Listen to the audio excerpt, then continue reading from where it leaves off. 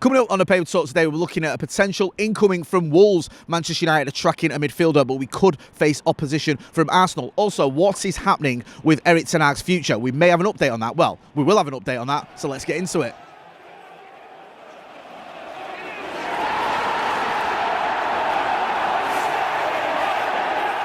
Jay here for Stretford Paddock. This is the Paper Talk. As you can see, I'm outside Old Trafford and it's quite mild. You might need your parkers, you might not. Lots of stories to get through, so we'll crack on. Make sure, though, you are hitting like, share and subscribe. We want to get to 750 subscribers, 750,000 subscribers, that'd be nice, by the end of the season. And with your support, yes, we can get there. Quite a few stories doing the rounds. We'll start off with a potential incoming. And this is a story, I've seen it on Sky Sports, this sort of paper roundup. And I think this has come via reports in Italy, a publication called Oh Dia, as in Ali Dia, remember him, saying that Wolves, Arsenal moved ahead of Manchester United in the pursuit of Wolves midfielder Joao Gomes. Now, we've been linked with him for a little while now. It's been like a sort of ongoing story for the last few months. Now, according to the latest reports, Arsenal are also looking at him, and they may even be ahead of United in terms of where we stand in bringing him to our respective clubs. Now, I've not seen a lot of Gomes, but I've been impressed when I have seen him. He looks like a very decent midfielder. His first season is in the Premier League. He's played very well this season. He's been part of, a Wolves team that has defied the odds. I know it's not been all plain sailing for Gary O'Neill's men by any stretch of the imagination, but I think a lot of people looked at him early on in the season and they thought when they lost Lopetegui because he was unhappy with the way things were going, they're going to get relegated. They were sort of heavy favourites for relegation, and it doesn't look like that's going to be the case at all. And a lot of that is put down to Gary O'Neill, of course, but players like Joao Gomes, who's done very well at Molyneux indeed, has been putting himself in the shop window. United are interested now, though. Also, Arsenal are, and it looks like, according to the latest reports, Arsenal may just be ahead of Manchester United when it comes to pursuing the midfielder. Nothing is set in stone, though, yet. It's only early days. If United were to go for him, we'll have to wait and see whether we are going up against Arsenal, whether that is going to become a little bit of a bidding war or whatever, or whether it could be just one of those where Arsenal look at him, we're looking at him, and one of us really wants him, the other one doesn't. We'll have to wait and see. But as always, we will keep you posted on that and any other developments in terms of incomings. Another story doing the rounds, this is about Sir Jim Ratcliffe and the idea that Sir Jim Ratcliffe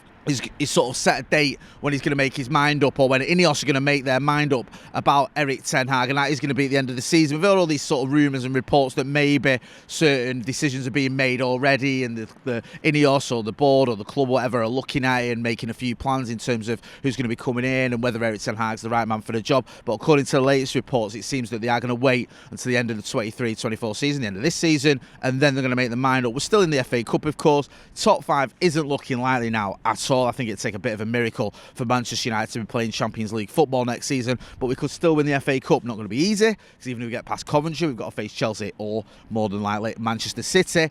But if we can do that, if we can beat Manchester City in the FA Cup final, win a trophy, be the second trophy that Erik ten Hag's won, back-to-back trophies. I think he'd be the first United manager to do that since Fergie, not just since Fergie. I think it was like 2009 the last time we had 2 seasons on the spin where we won trophies. It might be anyway. Either way, he might have done enough to keep his job there, and according to the latest reports, that the club are going to wait until the end of the season to look at it. I think that's coming out from, I think it's Football Insider and a couple of other publications who've got that one. In the Metro, it does say, however, that United are keeping an eye on Thiago Motta, the Bologna manager. It says that Motta is liked at Old Trafford, and there's a few clubs that are looking at him, Manchester United being one of them, and United are keeping an eye on him and keeping tabs on what is happening with him, so that he could maybe go to another club in Italy in the summer after he's done a very, very good job at Bologna indeed. I think he's got a 49% win ratio there, I think the 4th in the Serie A, playing very well. The Metro also says he favours a 2-7-2 formation.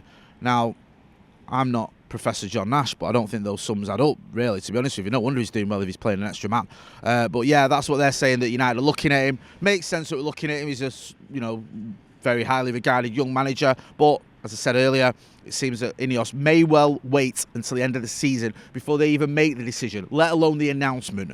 Forget about the announcement. I don't think you're going to get anything announced before the end of the season, but in terms of a decision, that may come once the games have finished, and hopefully the last game will be that FA Cup final, and hopefully it'll be a winning one. A couple of other stories to get through as well. Scholes has been in the He's been in the papers this morning. I saw in the Mail, because it's something he said on Instagram. He was talking about standards in training, and there was a picture from United players training. I think Kobbie Mainoo had his hood up and one or two others as well. And he was saying, look, you can train with your hats on and whatever, but when you put your hoods up on, you can't train, and you know, not great standards or whatever. So he's sort of questioning the standards in training. I think he said, you know, standards are set when what you do in training. It's difficult to train with your hoods up. Bit of a storm in the teacup. The press have picked up on it. Scholes putting his comments in. I mean, he's more than entitled to his opinion. He's one of the greatest midfielders ever, who won the lot at Manchester United. He'll know more about training than I do, but it just seems like a bit of a non-story, to be honest with you. He's made a comment on Instagram. Some of the papers have picked up on it. Make of it what you will. I mean, we know that Scholes has done a lot worse things on Instagram than posting comments about people having the hoods up. Also, I saw this in United in Focus. This is about Donny van der Beek. Donny van der Beek is having a bit of a torrid time at Eintracht Frankfurt. I think his last game was a month ago. Today, I think in the article I read, I'm not sure if it was this morning's article, so forgive me, it's not exactly a month ago today, but it's been a month since he's played. He's not been playing at all. He's been getting a few pelters in the German press, sort of going, you know, what does he do? What is he about? Doesn't look like he's going to get a permanent move there. And I always say this about Donny van der Beek when I'm giving an update on his loan move. It's just really sad. This is a player who was a Ballon d'Or nominee when he was at Ajax, was brought into Old Trafford. Everyone was lauding over him. Everyone was praising him. Everyone was like, oh, I can't believe we've got Donny van der Beek, even though no one had really mentioned him before we got him. Comes in, it's obviously Ollie didn't want him, didn't play him. No one quite knew what his best position was. Was he an 8? Was he a 10? Could you play him in the 6? All this debate was going on. Goes to, I think it was Everton, won it on loan, gets injured. And obviously this is after Ole Gunnar Solskjaer's been sacked, of course. Gets injured, misses half the games there. Comes back, and then Erik Ten Hag joins the club, and you think, okay, this is tailor-made for Donny van der Beek to shine, the manager who he played for at Ajax, the one who'll know how to get the best out of him. Doesn't really feature, and then when he does, he picks up that injury against Bournemouth, and the rest is pretty much history. I'd be very, very surprised if we see him in a United shirt again. I think if we do, it's probably just going to be on pre-season. I don't think we'll see him playing competitive games for United, and it's, by the sounds of it, he'll be lucky to get another competitive game at Eintracht Frankfurt, and it's just very disappointing. You don't like to see that happening to a player, and for whatever reason, his career's just faltered on it since he left Ajax. Another story doing the rounds this morning as well about Shae Lacey being in training. This was sort of more yesterday. You saw the pictures. We posted them as well.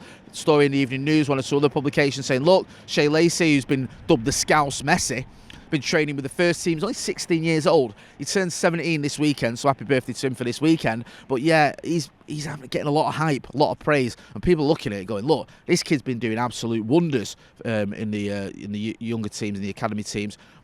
Now he's training with the first team, only 16.